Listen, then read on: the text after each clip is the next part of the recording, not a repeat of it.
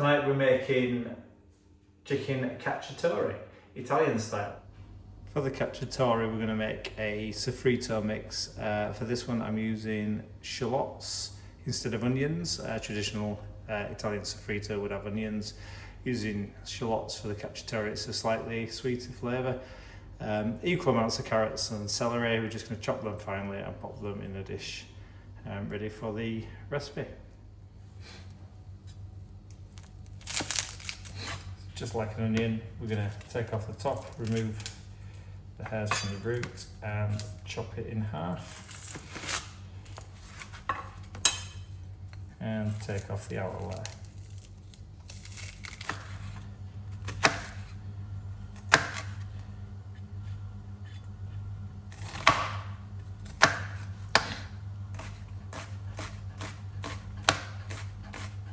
So we're just gonna top and tail the celery.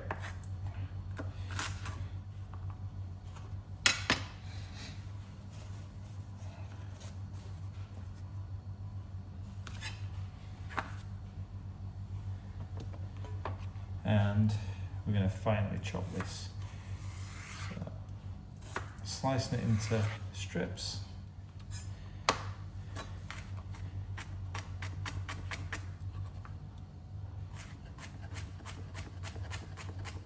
So we're just gonna, again, top and end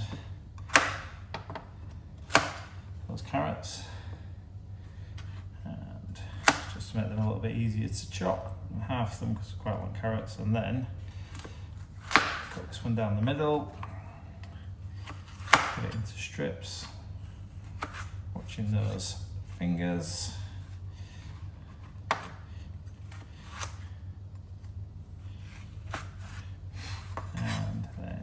Again, at the same size as your celery and your shallots. And the reason why I'm showing you this is we use it in quite a lot of different dishes. The soffritto is a good base for things like bolognese. So if you want to make a traditional Italian bolognese, you can check out some of my other videos. So videos on how to make garlic bread and things like that. So you can mix and match your dishes, but soffritto is a good thing to know how to make. It's simple enough, but it's going to go in the base of a number of Italian dishes. So what we've got is chopped carrots, chopped celery, chopped shallots. See, it's roughly a bowl's worth, and that's enough to serve 4 to 6 people in the base of your dish. So I'll take you through the ingredients. We've got chicken thighs, so this is going to serve 4. We've got 600 grams of chicken thigh there. It's going to be between 5 and 8 thighs, depends on how much you want to be in there. We've got olive oil, light, not virgin as always, because we're cooking with it at relatively high heat. We've got chilli flakes or lazy chilli. If you were putting fresh chilli in, you probably want around about 2 red chillies in there. Tomato paste, 4 cloves of chopped garlic, about half a cup of white wine, half a glass of white wine, 2 large rosemary sprigs, some salt and pepper for seasoning, and your soffritto mix which we made earlier, which is, in this particular recipe, we are using carrots, celery, and we're using shallots instead of onion. We've also got 2 tins of tomatoes, or as always, quality of the tomatoes makes a massive difference. If you're using some brands, there'll be a lot of juice in there. So what you want is, this is 99.8% tomato, small amount of salt in there, but it's all tomato. So we're just going to add a small amount of olive oil to the pan. Doesn't need too much. And we're going to pop that onto a high heat. and leave that pan to heat. Whilst we're waiting for the pan to heat up, we're going to season the chicken thighs on the underside. So black pepper and some sea salt. So as your pan's hot enough, we're doing the first part of this in the pan, and then the second part is going to go into the oven. We're going to get all those thighs in there, and we're going to brown both sides. So you put the salted and your pepper side down, and then what we're going to do is just very quickly season the other side of it, not too much, just to get the best out of the flavours. Okay, so they've been in there maybe a couple of minutes. You can see them starting to brown nicely. I'm going to flip them over. We're not cooking them all the way through at this point, we're just getting a nice seal on the outside, and we're just going to leave those again to the other side just for a minute or two. As you'll see, you start to get a nice bit of colour on both sides. So what we're going to do is we're just going to remove them from the pan now. We just set them on one side to rest. So let's get a little bit more oil in. And we've turned that down to number 10 because we don't want it to start smoking too much. And then all we're going to do is pop your soffritto mix into the bowl there. Straight away, it's going to start to take on all that lovely flavour from the chicken. Add in your garlic and your chilli to taste.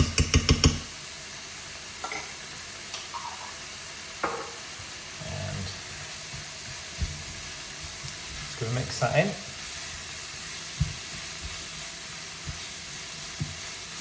And what we're going to do is sweat the mix down until it's soft. What you're not wanting to do is fry it, so you don't want to end up with browned onions, brown carrots, etc. And we're just going to leave that for a couple of minutes to do its thing. So we're going to increase that temperature, ready for the wine to go in. And what we're going to do is we're using white wine for this particular dish. I would take this over the preference of red wine, which sometimes it's okay to use whichever. I would say it's definitely a white wine dish. And as you can hear that temperature coming up, we're just going to pour that in.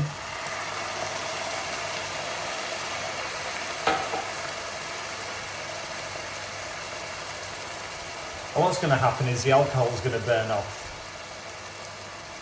You'll be able to tell from the smell.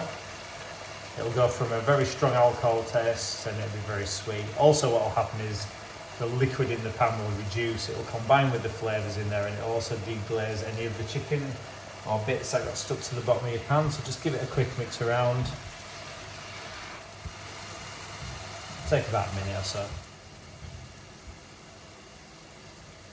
So we're going to introduce back to the pan now you can see from the bottom of the pan there, what we've not got is any actual liquid, it's just that lovely sauce that's starting to happen. So we're going to pop the chicken thighs back in there.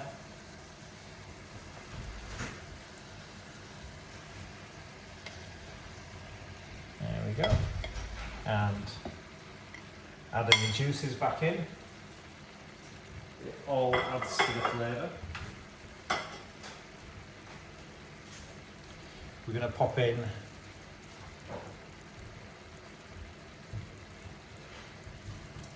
your tinned tomatoes.